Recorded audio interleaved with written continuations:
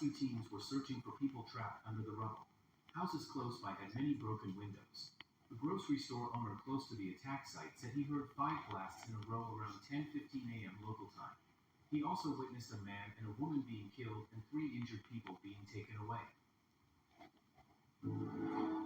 Watch Super Bowl 58 live on CBS. Carried out the attack, which was the latest in a series of increasingly violent attacks on Iran-backed groups. Iran has used these attacks to show its power in the Middle East. The attack claimed the lives of 5 commanders of the Revolutionary Guard Corps of Iran. Iran was shocked by the news.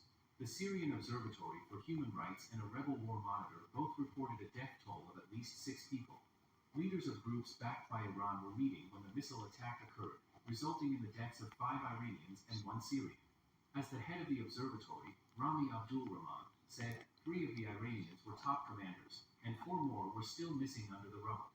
Hojatollah, Omidvar Ali Agazay, Hossein Mohammadi, Mohammed Amin Samadi, and Saeed Karimi were identified as the officers killed by Iran. They were all from Iran's Revolutionary Guard Corps, according to Faraz Masad, a senior fellow at the Middle East Institute in Washington, D.C., said Commander Omidvar is believed to lead Iran's plan to move weapons between Syria and Iraq. Commander Omidvar has also worked as the Deputy Intelligence Officer for the Revolutionary Guard's Quds Force in Syria, the U.S., and the U.K. According to reports, the pinpoint strikes that killed these important individuals for Iran were aimed at gathering intelligence. The U.S. and U.K. gave Israel helpful strategic information about the leaders of the Iranian Revolutionary Guard. This made it possible for the IDF to start a surefire attack. The IDF only had to press the attack button to finish the job. People also think that the timing of the news about the attack in Syria is very important. It came after Israel said it hadn't hit a field hospital in Jordan. On Khanjis, in Gaza, Israel said it had fired on terrorists near one of the few medical centers left in Gaza. What's going on in Syria? But what about the Israeli army? She refused to say anything about the attack. President Ibrahim Odaisi of Iran spoke out against the airstrike and promised to fight back against Israel. Nasir Kanani, spokeswoman for the Iranian Foreign Ministry, issued a statement condemning the Israeli attack and vowing to punish the high-ranking officials responsible. This came a few hours after Israeli strikes in Syria were said to have killed 5 Iranian Revolutionary Guard commanders. An Israeli drone near the port city of Seward in southern Lebanon killed 2 Hezbollah members in a car attack.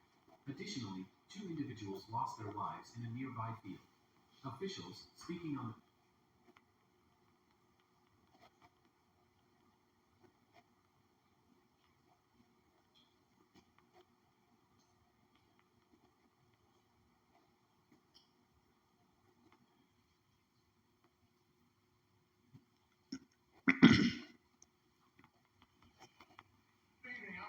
We are coming to you tonight live from Bedford, New Hampshire, where citizens here and throughout the state have been voting all day long in the first-in-the-nation primary election of the 2024 presidential cycle.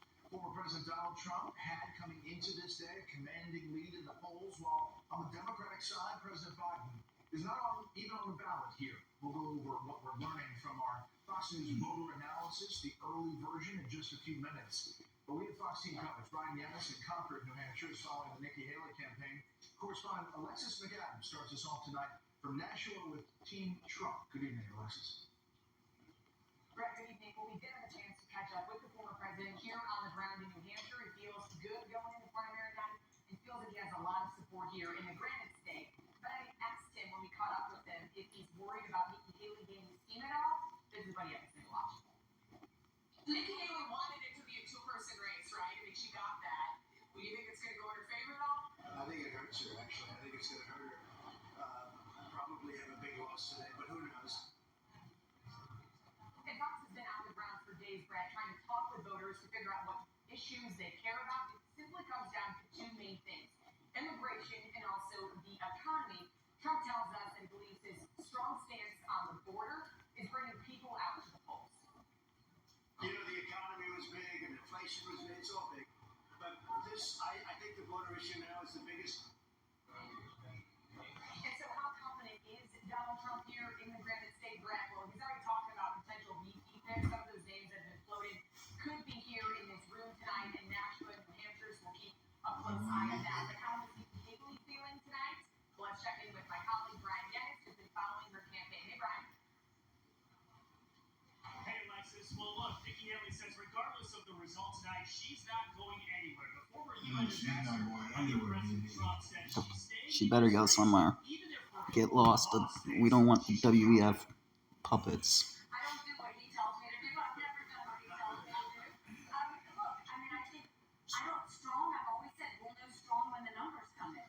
It's not like a certain number. We're going to go and fight until the very last poll closes, and then we're headed to my sweet state of South Carolina, and we're going to make the case there as well. Tonight, the Haley campaign says it's feeling good. No campaign has covered more ground in New Hampshire with more than 100 campaign stops or spent more money with $30 million in ads. Haley says it's time for a new generation of Republican leadership, arguing Trump and President Biden are too old and too distracted by investigations. Now, Haley's campaign is betting on high voter turnout today, particularly from independents, a group with which she fares well. In a memo today, Haley's campaign urged everyone to take a deep breath. This campaign is going all the way through at least Super Tuesday. Now, before losing badly to Trump in Iowa, Haley infamously said, Iowa starts it, New Hampshire corrects it. Tonight, we'll find out. Right. We will indeed. Brian, Alexis, thanks so much.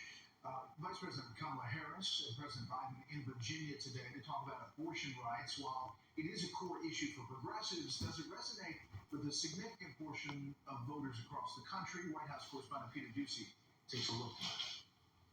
I believe 2024 is going to be the most important election we've had since 1864.